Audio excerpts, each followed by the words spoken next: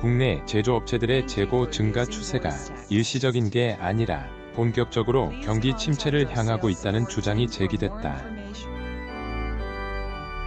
경기 회복을 기대하고 생산량을 늘렸으나 소비가 기대만큼 살아나지 않으면서 재고만 쌓이는 현상이 발생하고 있다는 것이다.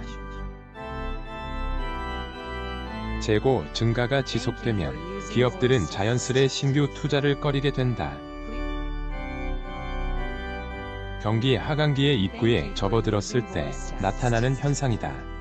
16일 대한상공회의소가 발표한 기업 활동으로 본 최근 경기 상황 평가 보고서에 따르면 지난 2분기 제조업 재고지수는 작년 2분기와 비교해 18.0 올랐다. 분기별 증감률 기준 외환위기 직전인 1996년 2분기 22.0 이후 26년 만에 가장 높은 폭으로 늘어난 것이다. 기업 재고는 경기 변동에 따라 늘고 줄 게 마련이다. 하지만 대한상인은 최근 재고 흐름이 심상치 않다고 지적했다. 보고서는 최근 재고 증가 흐름은 작년 2분기 이후 4개 분기 연속 상승했다며 분기 기준으로 장기간 재고 지수가 상승세를 보인 것은 2017년 이후 4년 만에 처음이라고 지적했다. 재고 자산 증가세는 대기업에서 특히 두드러지게 나타나고 있다.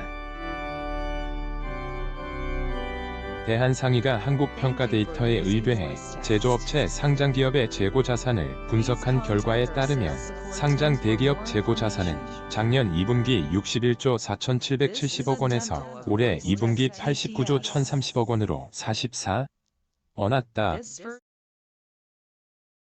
같은 기간 상장 중소기업 재고자산은 7조 4,370억 원에서 9조 5,010억 원으로 28% 가했다. 재고지수 증감률로 비교하면 대기업의 재고 증가가 더욱 확연하다.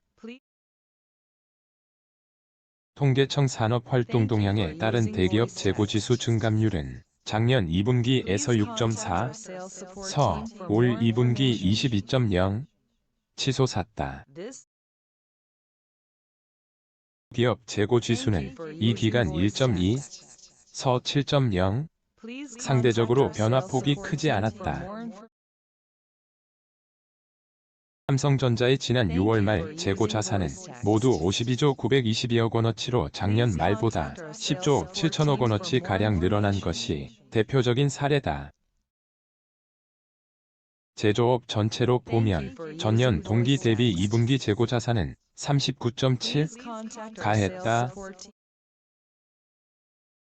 세부 업종별로는 비금속 광물 제품 79.7, 코크스, 연탄 및 석유정 제품 64.2, 전자부품, 컴퓨터, 영상, 음향 및 통신장비 제조업 58.1, 1차 금속 56.7 등의 재고자산 물량이 가장 많은 전자부품, 컴퓨터, 영상, 음향 및 통신장비 제조업의 경우 전체 제조업 재고자산에서 차지하는 비중이 작년 2분기 24.7, 서울의 2분기 27.9 비중이 확대됐다고 보고서는 설명했다.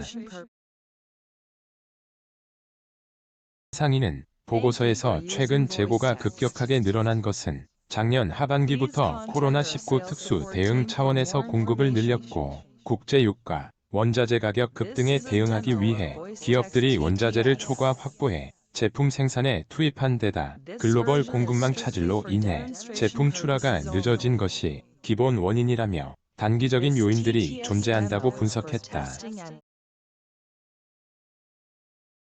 문제는 기업들이 글로벌 수요가 증가하면 곧 이런 문제들이 해소될 것으로 기대했으나 수요 증가가 생각보다 난망하다는 점이다. 상인은 제조업 생산지수와 출하지수가 4개 분기 연속 감소세를 보이고 있고 출하의 감소폭이 생산 감소폭보다 더 커 생산 출하 간 격차가 벌어지고 있다며 러시아 우크라이나 전쟁 발발, 글로벌 인플레이션, 미국 금리 인상 등으로 수요 기반이 급격히 위축되고 있다고 강조했다.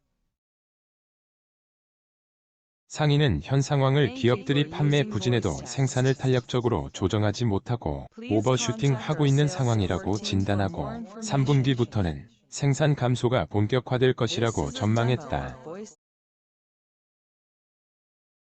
석구 대한상해조사본부장은 정부가 최근 무역 수지 개선, 중장기 수출 경쟁력 강화 지원 등 수출 종합 전략을 발표한 만큼 이를 조속히 실행에 옮기는 한편 내수 진작을 위한 다양한 프로그램을 하반기 중 마련, 실행해야 한다고 말했다.